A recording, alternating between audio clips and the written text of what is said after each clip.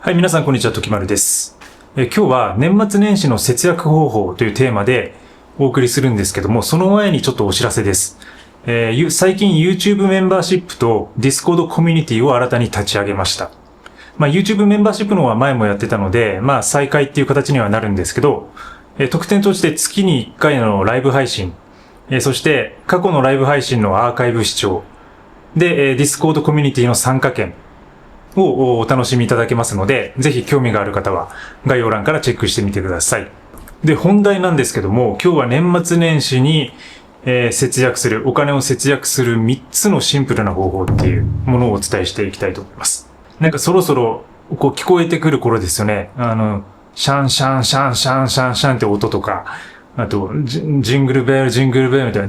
前後ベル、前後ベル、前後、もうあれ、ジングルベルってから前後ベル、前後ベル、前後ベルって感じだから、もう前後ベルって聞こえるんですよね、だんだんね、前後ベルって。トナカイとサンタが、渋滞してる感じ。で、もう前後にここにベル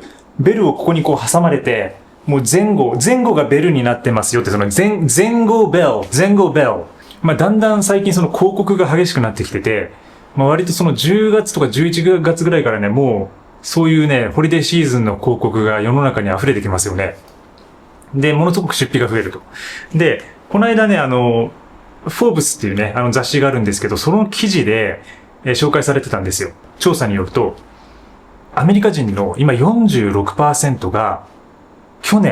去年のホリデーシーズンの借金を今も返済中だということです。これすごくないですか？ 46% ってほぼもう2人に1人ですよね。ちょっとどういう統計の取り方してるかわかんないんですけど、2人に1人は去年のホリデーシーズンの買い物とかそういう使った借金を今も返せてないっていう状況みたいです。日本はね、そのホリデーシーズンの盛り上がりみたいなのがアメリカほどではないとは思うんですけど、でもやっぱりその正月と重なってきてね、いろいろ出費は重なる時期だと思うんですよね。で、節約する3つの方法で、まず1つ目なんですけど、1つ目は予算を書き出すってことです。はい。これはかなり簡単な方法なんですけど、むちゃくちゃ効果がある方法ですね。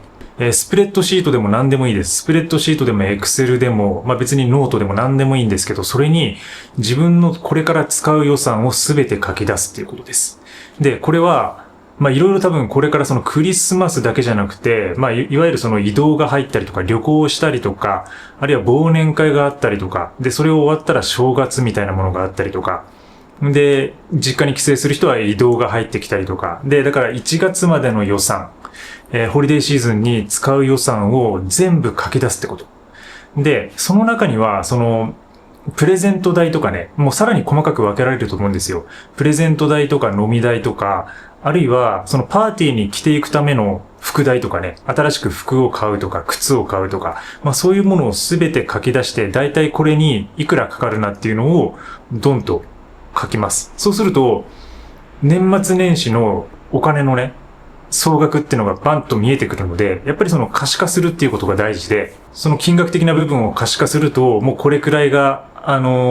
使うんだなっていう、まず覚悟ができるのと、あとはそれに合わせて自分でその細かな予算の調整をすることができます。例えば、ここにかなり大きな金額を使ったから、じゃあ次のここのね、ちょっとその服を控えるかとか、新しい服を買うのを控えようとか、ちょっとこのプレゼントは、これくらいの金額の予定してたけど、ちょっともう少し下げなきゃいけないなとかね、そういう調整ができてくるので、その予算を書き出すっていうのがまず一つ目、大事なことです。で、これを毎年習慣づけられれば、例えば去年のリスト、シートをコピーして、で、また今年新たに作り始めるっていうことになるんですけど、去年との比較ができますよね。去年これにこれだけ使ってるから、じゃあそれに対して今年はちょっと反省して、じゃあこういう使い方にしよう。こういうお金の使い方にしよう。もっといいお金の使い方があるかもしれないっていうことを自分の中で模索できたりするので、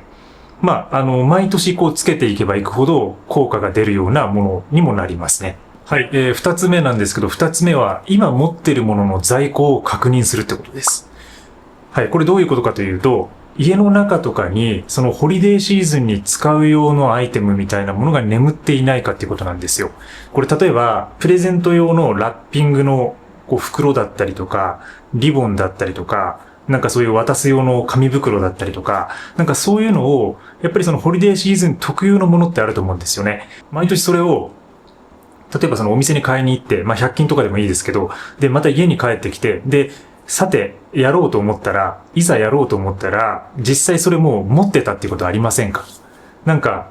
また同じの買っちゃってるみたいな。もうなんかリボンこんなにいらないよみたいな感じになる時ってないですか？ガムテープとかもそうですよ。梱包用のね、なんかガムテープとかがなんかどんどん溜まっていくみたいな。それは自分の家にある在庫を把握しきれてないから起こることなんですよ。で、それ結局、無駄遣いなわけで、そういう無駄遣いが減れば、一番最初に作成したリストでね、より良いとこに予算を割くことができる。本当に少額でもそれが重なるとね、割と大きな金額になるんで、その在庫を確認するっていうのは結構重要なポイントです。で、これはそのラッピングとかだけじゃなくていろんなことに言えるんですよね。例えばそのクリスマスケーキとか、クッキーとかを作る人たちは、それの、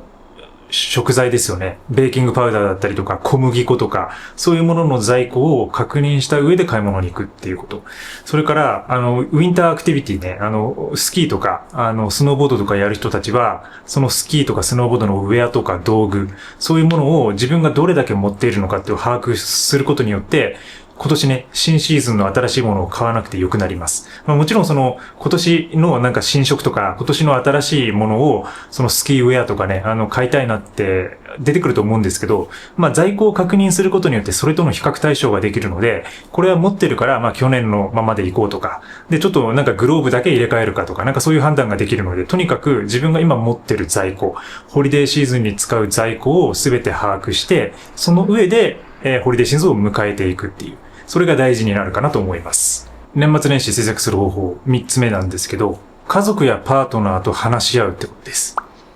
はい。これは、例えばプレゼントをね、どうするかとかね、